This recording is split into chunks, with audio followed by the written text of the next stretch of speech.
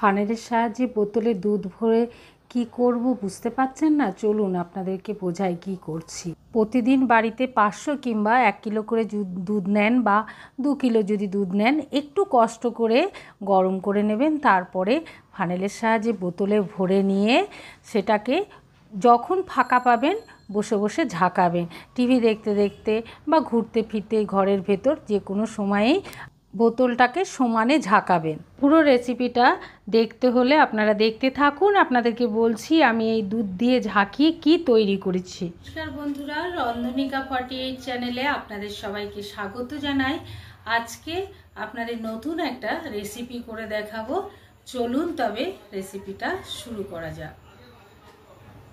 আমি আপনাদেরকে 500 দুধ দিয়ে দেখাচ্ছি। প্রথমে দুধটাকে বাটিতে নিয়ে গরম করে নিতে হবে খুব ভালো করে।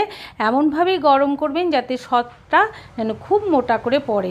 তারপর গরম হয়ে গেলে একটু যখন ঠান্ডা হয়ে যাবে দুধের বাটিটাকে ফ্রিজে ঢুকিয়ে রাখবেন। 2 থেকে 3 ঘন্টা পর ফ্রিজটা খুলে দুধের বাটিটাকে বের করে নেবেন। দেখবেন এরকম মোটা করে সর পড়েছে। সেই সরটাকে একটা ডিশে তুলে নিতে হবে। তুলে নেওয়া হয়ে গেলে পুরো 500 দুধটা একটা বোতলের ভেতর ঢুকিয়ে দেব। তার সঙ্গে সরটাও দিয়ে দিতে হবে। দিয়ে বোতলের ঢাকাটাকে দুধটা দেওয়ার পর খুব ভালো করে বন্ধ করে দিতে হবে। বন্ধ করে দিয়ে সমানে বোতলটাকে এদিক ওদিক করে বারবার নাড়াবেন। যখনই সময় পাবেন বোতলটাকে সমানে নাড়িয়ে যাবেন। এইভাবে যখন আপনি 10 থেকে 15-20 মিনিট ঝাঁকালেই দেখবেন একটা মাখনের মতন বোতলের গায়ে লেগে যাচ্ছে বা দুধের ওপর ভাসছে। এই মাখনটা আপনারা বোতল থেকে দুধটা একটা ছাকনার ওপর ঢেলে নেবেন। নিয়ে তারপর আস্তে আস্তে প্রতিদিন বাটিতে এইভাবে জমাবেন। প্রতিদিন একবারই এইভাবে ঝাঁকিয়ে মাখনটা বের হয়। আর ফ্রিজ থেকে বের করে সঙ্গে সঙ্গেই কিন্তু আপনারা ঝাঁকাবেন না।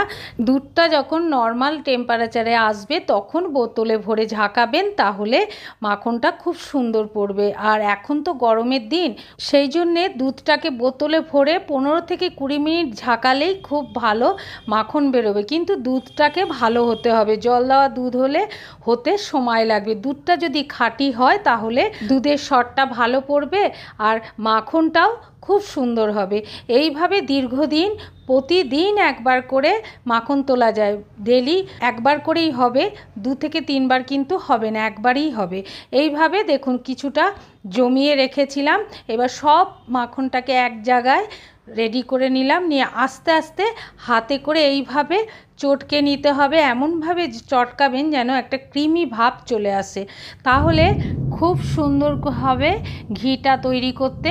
আর করতেও খুব একটা সময় লাগবে না। সবাই তো বাড়িতে দুধ নেন, একটু কষ্ট করে যদি সরটা তুলে রাখেন তাহলে ঘরেই খুব সুন্দর ঘি তৈরি করা যায়। আর এই ঘিটা খেতেও খুব ভালো লাগে, গরম গরম ভাতে সত্যিই খুব সুন্দর লাগে।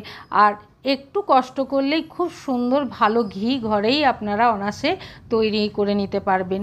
ভালো করে যখন ফ্যাটানো হয়ে যাবে, কড়াইটা আগেই গরম বসিয়ে দিয়েছিলাম, সেই কড়াইয়ের ভেতর ভালো করে খুব চটকে নিয়েছিলাম বা ফেটিয়ে নিয়েছিলাম সেই সরটাকে কড়াইয়ের ভেতর দিয়ে দিতে হবে।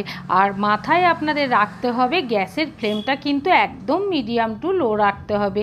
হাই ফ্লেমে করলে তাড়াতাড়ি পুড়ে যাবে আর ঘিটা কিন্তু খেতে টেস্ট হবে না। সেই জন্যে মিডিয়াম টু লো ফ্লেমে ঘিটা করতে হবে।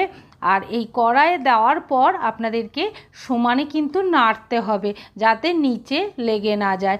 আর আস্তে আস্তে মিডিয়াম টু লো ফ্লেমে ধৈর্য ধরে যদি আপনারা করেন তাহলে এটা করতে কিন্তু খুব একটা কষ্টও হবে না, আর নিচেও লেগে যাবে না, আর ঘিটাও খুব সুন্দর হবে।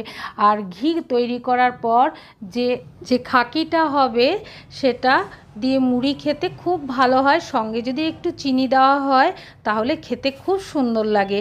আর এই খাকিটার নাম অনেক জায়গায় অনেক রকম বলে, কিন্তু আমাদের এখানে খাকি বলে, সেই জন্য আমি খাকি বললাম। আর এই খাকি দিয়ে ছোটোবেলায় আমরা মুড়ি খেতাম চিনি দিয়ে মাখিয়ে, খুব খেতে সুন্দর লাগতো। আর আপনাদেরকে দেখাচ্ছি, দেখুন আস্তে আস্তে এইভাবে নাড়তে থাকবেন আর ওপর থেকে দেখবেন ঘিটা এইভাবে ভেসে উঠেছে। যত নাড়বেন আস্তে আস্তে তত ঘিটা কিন্তু বেরিয়ে আসবে।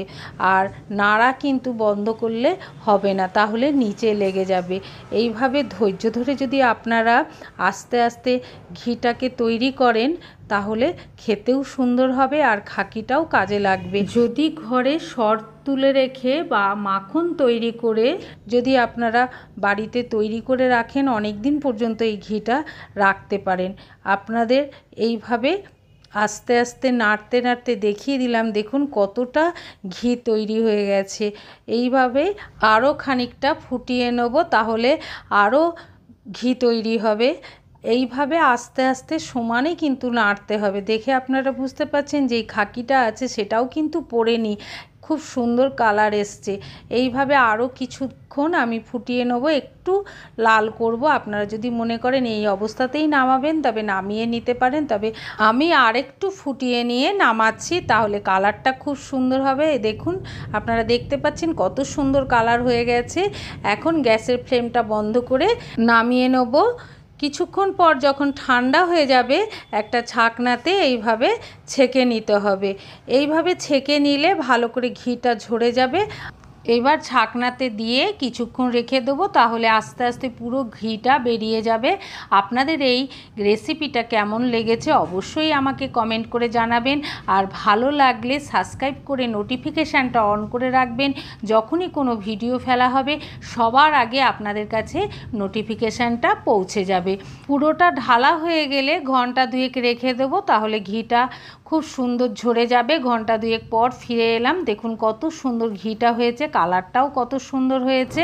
ঘন্টা দুয়েক পর ছাকনাটাকে সরিয়ে একটা বাটির ওপর রেখে দিলাম। আগে থেকেই বোতলটা ধুয়ে রেডি করে রেখেছিলাম। এইবার ওই বোতলের ভেতর ঘিটাকে ঢেলে রেখে দেবো। এইভাবে ঘি তৈরি করে আপনারা অনেক দিন বাড়িতে স্টোর করে রাখতে পারেন। আর ঘরের ঘি জানেনই তো খেতে খুব সুন্দর হবে। আর যে কোনো রান্নাতে ঘরোয়া ঘি দিলে খেতেও খুব সুন্দর হয়।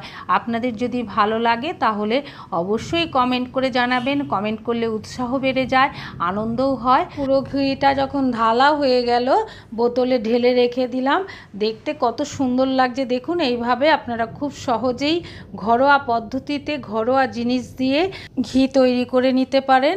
আর কাজের ফাঁকে ফাঁকে ওইভাবে প্রতিদিন একবার করে বোতলে দুধটাকে ভরে নিয়ে ঝাঁকিয়ে খুব সহজে মাখনটাও তুলে নিয়ে বাটিতে করে ফ্রিজে রেখে দেবেন, তাহলে করতে কোনো অসুবিধা হবে না।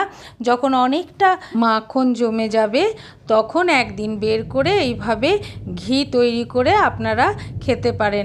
আশা করি আপনাদের খুব ভালো লেগেছে। ভালো লাগলে ছোট্ট করে একটা লাইক করে শেয়ার করে দেবেন। আপনারা সবাই ভালো থাকবেন, সুস্থ থাকবেন, সাবধানে থাকবেন। পরে আবার আপনাদের সঙ্গে দেখা হবে।